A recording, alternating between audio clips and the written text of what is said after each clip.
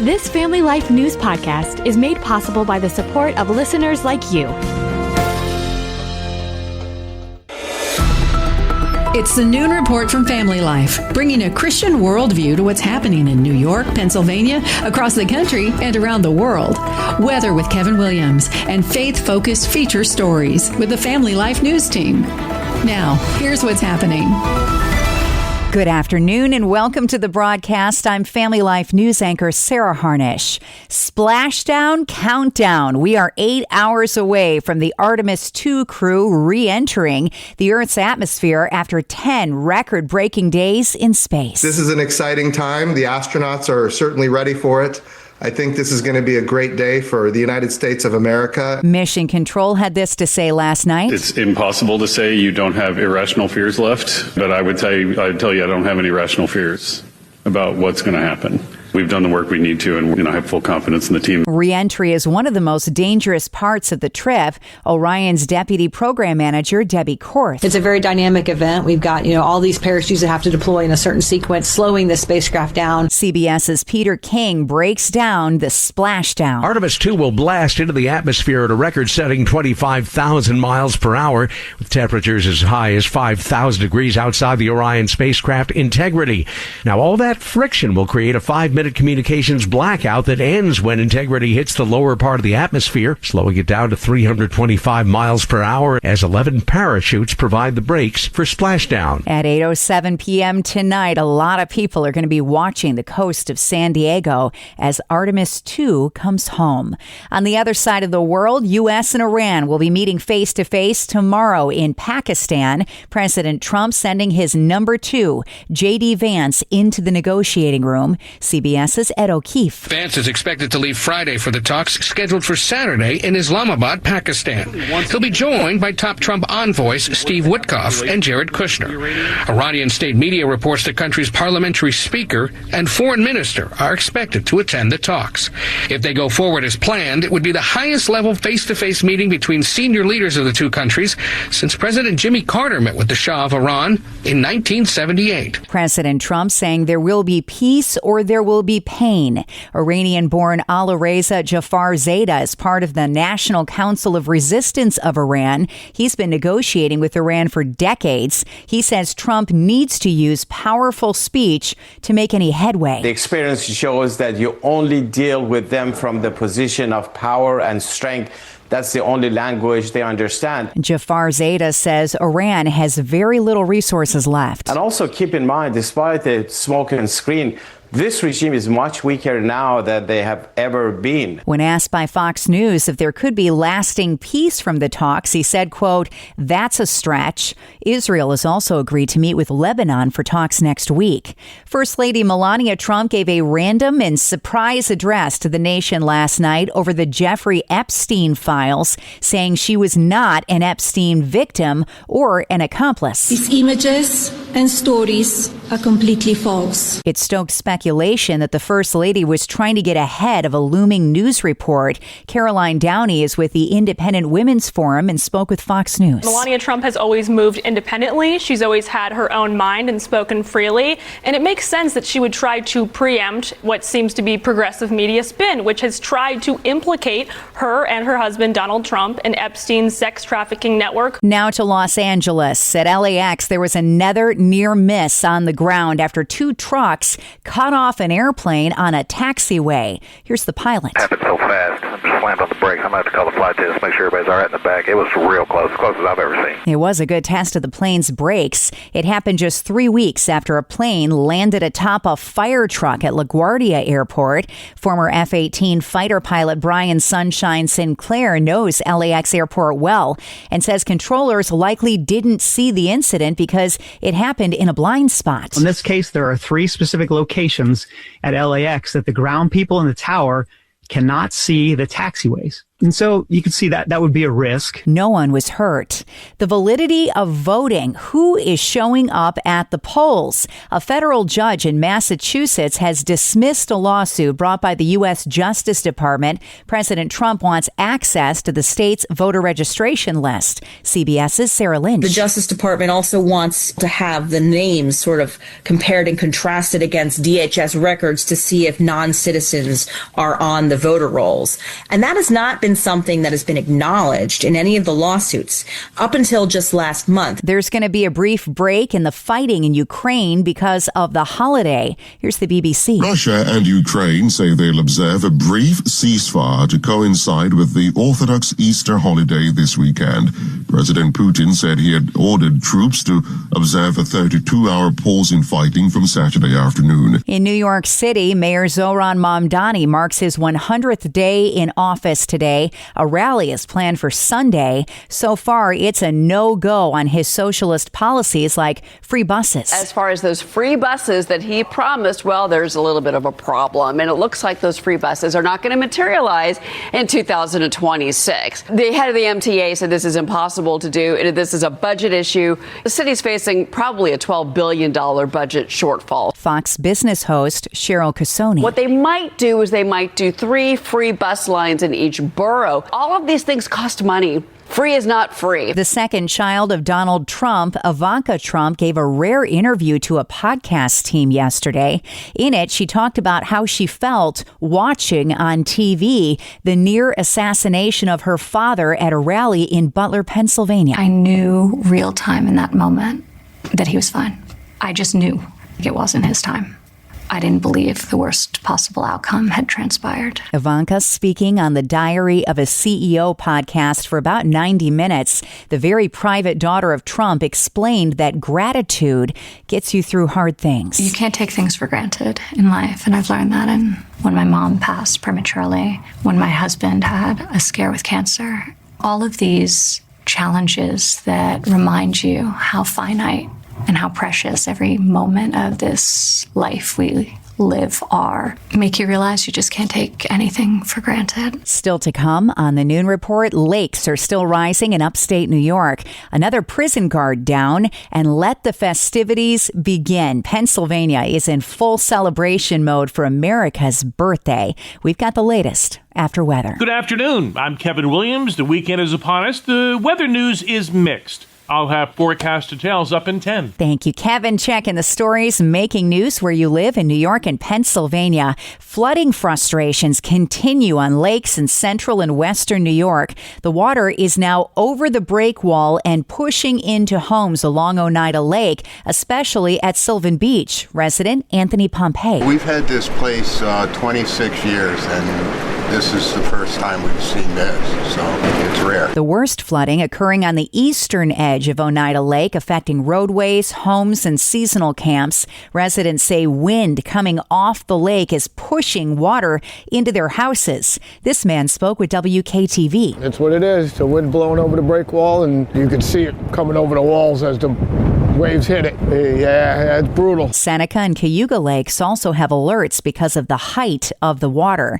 A second prison guard from the Mohawk Correctional Facility in Rome is in the hospital after being exposed to an unknown substance brought in by a visitor Easter morning. WSYR in Syracuse says the new case comes as the first guard, Monica, remains unconscious in the ICU. As for the second officer, all we know is that she's also in critical condition in the ICU in this hospital, just a few doors down from Monica. And police are still investigating what substance did this to this group of 5, leaving 2 in the hospital. At noon on Sunday, troopers were called to the facility after a report that a visitor had brought in suspicious materials. A saturated paper was inside an envelope and had been cut into small pieces. It had a waxy appearance. That visitor, Chandrea Taylor, 53 years old, has been charged with 2 misdemeanors. A shelter-in-place order is now lifted in parts of Fredonia, New York, after a person barricaded themselves in a home on White Street. The amount of police activity startled people living there. I rolled out of bed in the morning. The first thing I was thinking about was, what I had to do here at work, and definitely not having the road shut down in this serious of a situation. Jesse Kirschmeyer says it started with a squad car and got real big, real fast. First it was local police force, and then it got taken over by state troopers a little bit ago. It involved a person barricaded in the home that had not lived in Fredonia for very long. Things calmed down by the evening and that shelter-in-place order was lifted. We've once again entered planting season and farmers are busy in their fields. It means slow-moving vehicles will be out on the roads across New York and Pennsylvania the next several weeks. Oneida County Sheriff Robert Mashel kicked off a Share the Road campaign to protect farmers and to protect you. With this beautiful weather like we have today, farmers are out. They're turning ground today, and we're going to see a lot of that moving forward. Oneida County's number one industry still remains agriculture. Farms have grown in size as far as acreage and number of animals. Drivers are being urged to watch for slow-moving farm vehicles and share the road through planting season. And Pennsylvania is cranking up the volume of America's 250th birthday celebration. Governor Josh Shapiro launched the America 250 PA Concert Series Thursday, which will make stops in Pittsburgh, Erie, Wilkes-Barre, State College, and Hershey with free shows. It's a celebration of the greatest nation on the face of the earth and an opportunity to come together and experience our shared humanity, the common decency that I know we all share. Shapiro says there is significance in celebrating a milestone birthday together in the greatest country in the world. And I'm excited to have the opportunity to go to concerts and sporting events, walk through our state parks, get to know folks, and talk about how privileged we are to live in this wonderful country. The music series is part of a year-long effort to mark the 250th anniversary of the signing of the Declaration of Independence on July 4th, 1776 in Philadelphia. State leaders hope PA, where the 13 colonies united, will serve as a focal point of celebrations. The Keystone State is also hosting the World Cup, MLB's All-Star Game, and large-scale festivities on July 4th. That is the news. Sports on deck next with our own Randy Snavely. Good afternoon, I'm Randy Snavely. Sarah, only 3 men have ever won back-to-back Masters championships. Jack Nicklaus, Tiger Woods, and Nick Faldo. Well, defending champ Rory McIlroy is trying to join that trio, and he started off this tournament with his lowest first-round score at the Masters since 2011. McIlroy didn't even play his best golf, especially early in the round, but he still managed a 5-under 67, and that put him in a tie for the lead with Sam Burns. To hockey, the Buffalo Sabres broke the game open with 2 Josh Doan goals in the third period. Peyton Krebs, Jack Quinn, Rasmus Dahlin also scored, and rookie Colton Ellis stopped all 37 shots fired at him to record his first NHL career shutout. Buffalo shut down Columbus 5-0. The Islanders came out on top of a 5-3 decision over Toronto. The Penguins won 5-2 over the Devils. The Flyers fell to Detroit 6-3. Also skating to wins, the Canadiens, Senators, Jets, Canes, Stars, Avs, Mammoth, Ducks, Kraken, and Kings. On to the NBA. The New York Knicks got 26 points from Josh Hart and 25 from Jalen Brunson. They knocked off the Boston Celtics 112-106. Other winners on the hardwood were Toronto, Chicago, Indiana, the Rockets, and the Lakers. To baseball, the Yankees shut out 1-0 by the Athletics. The Mets fell to Arizona 8-1. The Marlins, Twins, White Sox, and Padres also victorious on the diamond. That is a look at sports. All right, Randy, still to come on the Noon Report, America sends the big dogs to talk to Iran. Another big religious victory and $4,100 for a nice seat at the FIFA World Cup. What say you? We'll talk about it next at noon. Welcome to Breakpoint, a daily look at an ever-changing culture through the lens of unchanging truth. For the Colson Center, I'm John Stonestreet. Earlier this week, 3 Americans and 1 Canadian traveled further from home than anyone else in human history. At a maximum distance of over 252,000 miles, the Artemis mission broke the record previously set by the doomed Apollo 13 mission in 1970. Now, prior to a space launch like this, most of the discussion has to do with engineering. Will we be able to pull this thing off? What kind of precision must be required? However, once in space, the conversation always seems to shift from human capacity to sheer awe. Asked to reflect on all that he was experiencing, Artemis astronaut Victor Glover saw not the vast emptiness of space, but the wonder of our place in it and what that must imply. Prompted for an impromptu Easter sermon, Glover said this, quote, "I'm trying to tell you, just trust me, you are special. And all of this emptiness, this is a whole bunch of nothing, this thing we call the universe, you have this oasis, this beautiful place we get to exist together." I think as we go into Easter Sunday, thinking about all the cultures all around the world, whether you celebrate it or not, whether you believe in God or not, this is an opportunity for us to remember where we are, who we are, and that we are the same thing, and we got to get through this together. Then later, as the crew was about to leave the reach of communication with Earth on the far side of the moon, Glover then said this, "As we get close to the nearest point to the moon and the farthest point from Earth, as we continue to unlock the mysteries of the cosmos, I would like to remind you of one of the most important mysteries on Earth, and that's love." Christ said in response to what was the greatest command that it was to love God with all that you are. And he also, being a great teacher, said the second is equal to it, that is to love your neighbor as you love yourself. Now, this is, of course, not the first time a portion of the gospel has been proclaimed from space. Back on Christmas Eve in 1968, the crew of Apollo 8, the first to circle the moon, famously said to the world, "For all the people back on Earth, the crew of Apollo 8 has a message we would like to send to you. In the beginning, God created the heaven and earth." In other words, despite the snarky statement from the first man in space, cosmonaut Yuri Gagarin, that he had not seen God up there, the precedent is now pretty much established. Whenever elite scientists, space travelers, are given that view, the view that so few get to see, they tend to point to revealed truth, to God, and how special his image bearers are to him. And in a way, many on Earth share the same experience. The rockets are really cool, but people tear up at the sheer bigness of it all, the sheer emptiness that surrounds our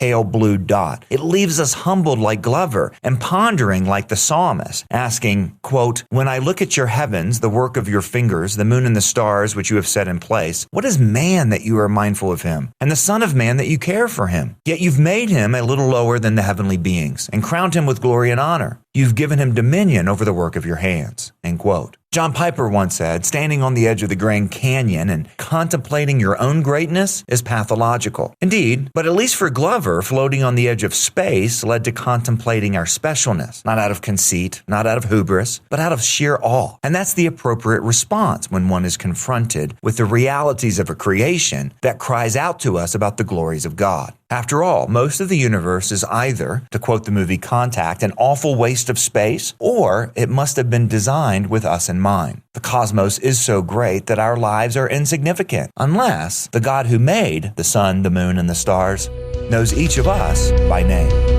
For the Colson Center, I'm John Stonestreet with Breakpoint.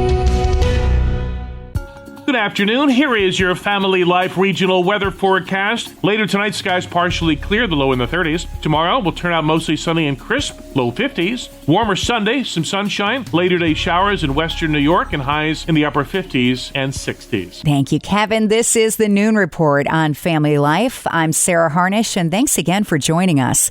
Vessels are backed up at the Strait of Hormuz. Just 3 ships got through yesterday in the Middle East. This is the U.S. and Iran prep for their first direct talks since the war began at the end of February.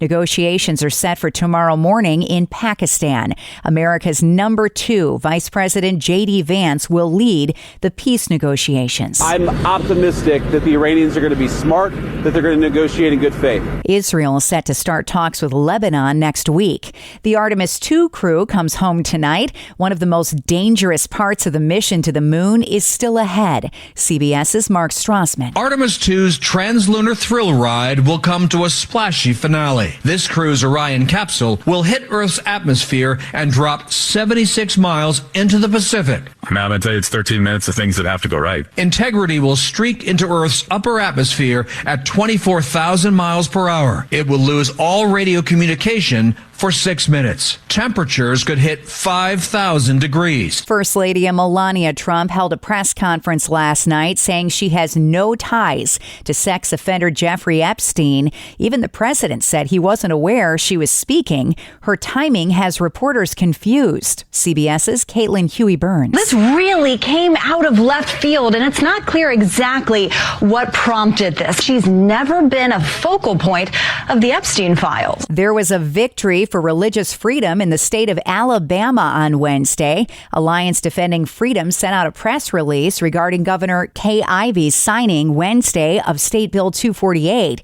It protects the rights of parents to have their child briefly excused from school to receive religious instruction during the school day if they choose. ADF saying it, quote, puts parents in the driver's seat when it comes to their child's education. The U.S. Postal Service is proposing another round of price hikes amid a severe financial crisis. If approved, stamps would increase from 78 cents to 82 cents beginning on July 12th. And the 2026 World Cup kicks off in June, and FIFA is adding a new, more expensive tier for a ticket for the big opener in LA. The new Category 1 seats are going for over $4,000 for Team USA's matchup against Paraguay on June 12th. A lot of people are grumbling over the high cost. This lawyer filed a lawsuit in Los Angeles calling FIFA a monopoly. The question is whether or not these sky-high prices are legal. And I would make the argument to you that they are not. FIFA's president insists it's legal and says every seat for all 104 World Cup matches will be sold out. On deck next, our Capital Connection crew takes a week off, and we have a special edition of Mission Pulse in their stead. We're going to take you right into the hidden underground work of some of the hardest mission fields in the world. Let's listen in. This is a special edition of Mission Pulse. We spotlight ministries making a difference where you live, across the country and around the world. This week we're spotlighting Todd Nettleton, Vice President of Voice of the Martyrs. What's the mission of Voice of the Martyrs? When I think about Voice of the Martyrs, the word picture I like to use is a bridge. The mission of Voice of the Martyrs is to take help and encourage Christians who are persecuted for their faith in more than 70 countries around the world. That's the traffic on the bridge moving that direction, from the West, from free nations into hostile and restricted nations, delivering Bibles, delivering help to Christians who maybe have lost their homes, or maybe they've been injured in an attack and they need medical care, delivering that practical and spiritual assistance. But the traffic on a bridge goes both ways. And so the other direction is bringing out the stories of God's faithfulness and sharing it with American Christians so that we can be encouraged by the faithfulness of our brothers and sisters who suffer persecution, but also by the faithfulness of God to support and sustain and encourage them even in those really dark situations. And so that's the mission of the Voice of the Martyrs, to support persecuted Christians and to be a voice telling their stories to Christians in the free world. You mentioned one of the things that you do at Voice of the Martyrs is sneak Bibles into countries where they are not allowed. Tell me some of your underground stories. How do you do that? There's so many. It is hard to narrow down, but we have just come through Bible Month at Voice of the Martyrs, so we've been focusing on delivering Bibles to persecuted Christians living in hostile areas and restricted nations. And so in the course of that month, I often think back on some of my favorite Bible delivery stories, and the one that takes the cake for me is the story of a Bible delivery into Syria. One of our contacts was working along the Syrian border in Lebanon, and some pastors from inside Syria said, "Hey, we need Bibles. Can you get us a box of Bibles?" And they met up at the border. The pastors were able to come. They brought along a donkey, and when our contact showed up, he had one box of Bibles, which was about 50 Bibles. And they said, "Well, we were hoping you had more. Our church is growing. We need more than 50 Bibles." And he was like, "Okay, well, I can get more. Why don't we meet up again here next week?" They said, "Okay, that's great." They led their donkey back across the border into Syria, taking the one box of Bibles. And the next week, my coworker outside of Syria got a text message from the pastors and said, "Hey, we can't make it, but we're going to send a donkey." And he was like, "Seriously? Donkeys aren't that smart. I don't think this will happen." But he agreed and showed up that night with several boxes of Bibles. And lo and behold, the donkey came walking up to the car that he was in and stood there, and he strapped those multiple boxes of Bibles to the donkey. He slapped it on the behind, and off it went. And a couple days later, he got a text from the pastors inside Syria. The donkey arrived safely. The Bibles are here. Thank you so much. And literally, the donkey walked out of Syria by itself and walked back into Syria with boxes of Bibles strapped to its back, and the Lord led it safely. I don't consider donkeys to be the most intelligent animals, but this one was, he knew the way home. It's one of my favorite stories. We shared it on Voice of the Martyrs Radio, and to think that the Lord can use a donkey without a driver, without a master, to deliver his word into a place like Syria, that tells you the value that he places on getting Bibles into the hands of his followers. What would happen if a human was caught delivering Bibles in Syria? They would have likely been shot. In fact, humans that were smuggling stuff across that border were shot. It is very dangerous to do that in Syria. The same is true in Iran. There are smugglers who are taking Bibles across the border into Iran and risking life and limb in order to do that. These governments do not want God's word in the hands of their people. They don't think twice about killing someone who is bringing God's word in. What does your ministry look like day to day? You mentioned Bible drops, meeting with persecuted Christians, telling their stories in print and online, all these underground visits to countries that ban Christians. Give us the lowdown about the CIA operations of Voice of the Martyrs. It's one of those things where there's some parts of that if I tell you, I have to kill you. So I just can't say. My part of the ministry is pretty tame. I mostly sit in an office or sit in a studio and talk to persecuted Christians. A couple times a year, I get to go and meet them and drink tea and hear their stories face to face. The work of our international ministry staff, though, is very complicated, and oftentimes it means difficult travel conditions, the back of a truck or a long ride or even a boat, a canoe, to get to the places where these Christians are facing persecution, to be able to sit down with them, being gone from their families for 80 to 90 nights a year. That's tough on them. It's tough on their spouses and their children, and the emotional weight of carrying these stories. Because when you sit with a pastor who's been beaten, and I had the chance to do this last fall, and it was heavy to hear about his suffering and to just say, brother, I'm so sorry that you had to go through that. One of our staff shared, and I don't think I'll ever forget this. He said, nobody sees the nights I go back to my hotel and just weep because of the weight of the stories that I've heard that day, because of the injustice and the seeming hugeness of the suffering. And so that is the hard part of Voice of the Martyrs work. But there is also some amazing creativity that goes into our work. I think of delivering Bibles to North Korea attached to helium-filled balloons that float up over that border, dropping those Bibles into the most closed country on earth. I think of memory chips and some digital things that get the Bible into the hands of people. So there is a lot of creativity. There is some of the kind of CIA type stuff, but there's a lot of weight of carrying these heavy stories. How can we find you online, and what is on your website to keep us informed? Persecution.com is the main Voice of the Martyrs website. Couple things I would point people to there. One is our global prayer guide. The information is online. We will also send you a printed copy that gives you names of countries, information so that you can pray effectively for persecuted Christians. Also at the top of persecution.com is a button that says free magazine. Just click on that, give us your name and address. Every month, we'll send you stories of persecuted Christians to help you understand what they are enduring, to help you pray effectively for them, and just kind of connect up the body of Christ so that when one part of the body suffers, we can all suffer together because we know about their suffering. We know what's happening with them.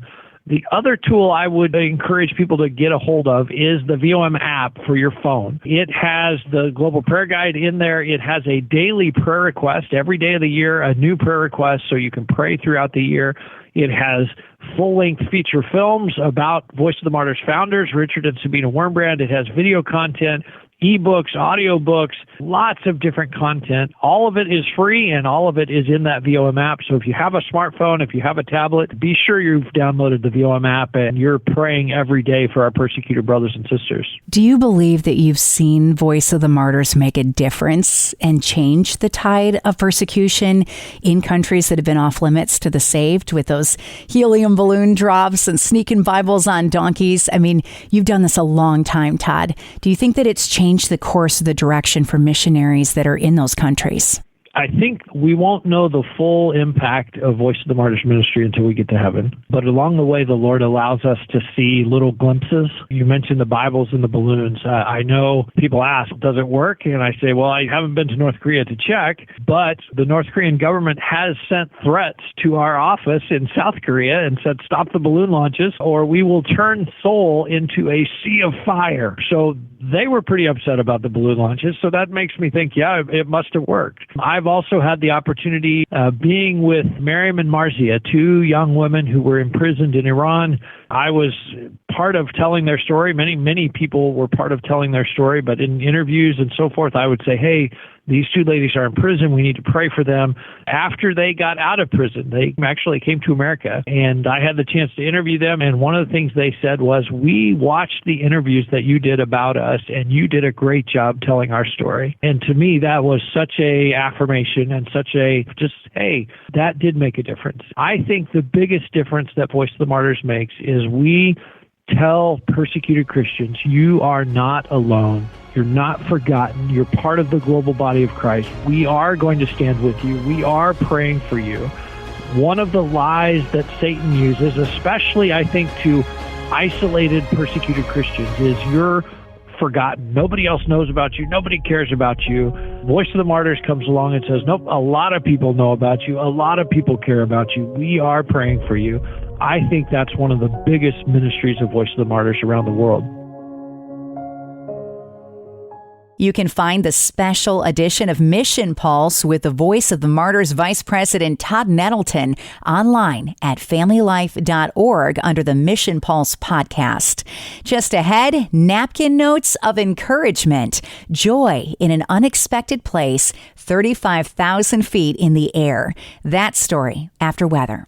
Good afternoon. Here is your Family Life regional weather forecast. A cold front will be pressing through the area over the next 12 to 18 hours, bringing with it some rain. Later tonight, skies partially clear, the low in the 30s. Tomorrow will turn out mostly sunny and crisp, low 50s. Warmer Sunday, some sunshine. Later day showers in western New York and highs in the upper 50s and 60s. Okay, we'll take it. Thank you, Kevin. Finally at noon, there was a really neat impromptu moment on a Southwest Airlines flight recently. A 2-year-old boy traveling home after months of treatment for stage 4 cancer was cheered on the intercom speaker by the flight crew after he was declared cancer-free. He is now officially cancer-free. That moment was special, but what happened next was even more incredible. Flight attendants asked the passengers to take their napkins and write notes of encouragement to the little guy. One by one, for the entire flight, they collected those sweet notes passed on the airplane. Hand sketches of Mickey Mouse, notes telling him that he was strong and brave. Dozens and dozens of napkin notes. These are the toddler's parents. He felt recognized, like he was excited, you know. And he even said, he's like, I'm strong. They're talking about me. I'm strong. A pause on a plane and the kindness of strangers to encourage a tiny warrior. And that is the world that we live in for Friday, the 10th of April. I'm Sarah Harnish, and this is Family Life News. You've been listening to the Noon Report, heard weekdays on Family Life. Thank you for listening. Thank you for listening to this Family Life News podcast. If you've been encouraged by what you've heard, please share it with others and click the subscribe button to automatically receive future episodes. Family Life is a listener-supported ministry. Podcasts like this are made possible by your financial partnership. Find out more at familylife.org.